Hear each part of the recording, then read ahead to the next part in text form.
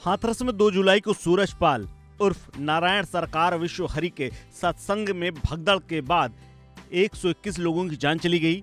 सरकार ने कार्रवाई करते हुए 6 अधिकारियों को सस्पेंड कर दिया। एसआईटी की रिपोर्ट में यह खुलासा हुआ था कि अधिकारियों की लापरवाही के चलते यह हादसा हुआ है। आयोजकों और जिम्मेदार अफसरों ने ठीक से अपनी भूमिका निभाई होती तो 121 लोगों की मौत नहीं होती। इस हादसे को लेकर के एक और खुलासा हुआ है कि सत्संग की अनुमति देने पर महज अधिकारियों ने औपचारिकताएं पूरी कराईं, मौका का मुआयना तक नहीं किया और इसके बगैर ही अनुमति दे दी गई। इसके अलावा बिजली और अग्निशमन विभाग से एनओसी भी नहीं ली गई। एलआईयू ने 4 बार चेताया था कि भीड़ ज्यादा हो रही है, लेकिन अधिकारियों और प्रशासन ने कोई सुध नहीं ली। एलआईयू ने न्यायिक जांच आयोग को अपनी रिपोर्ट सौंप दी है, जो कि इस पूरे घटनाक्रम की जांच कर रही है।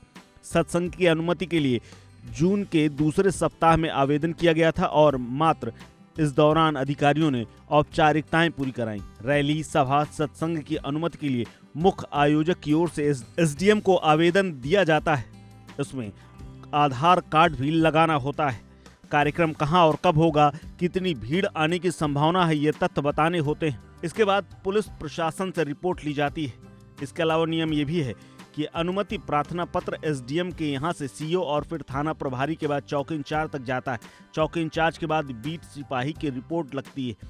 अनुमति से पहले पुलिस को कार्यक्रम स्थल का निरीक्षण और पूरी जानकारी करनी होती है।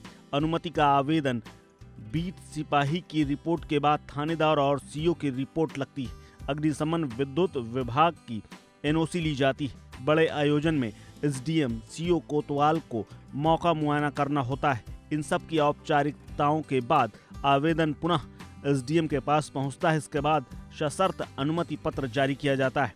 बड़ा कार्यक्रम होने पर डीएम और एसपी के संज्ञान में भी लाया जाता है। सूरजपाल के सत्संग की अनुमति प्रक्रिया पूरी किए बिना ही मुख्य अग्निशमन अधिकारी आर.के. वाजपेयी इस मामले में कहते हैं कि इस आयोजन के लिए अग्निशमन विभाग से कोई अनुमति नहीं ली गई थी, ना ही सूचना दी गई थी। एलआईयू ने 15 दिन पहले की तैयारियों को देखते हुए अधिक भीड़ की आशंका जता दी थी, मगर अधिकारियों ने गंभीरता से नहीं लिया।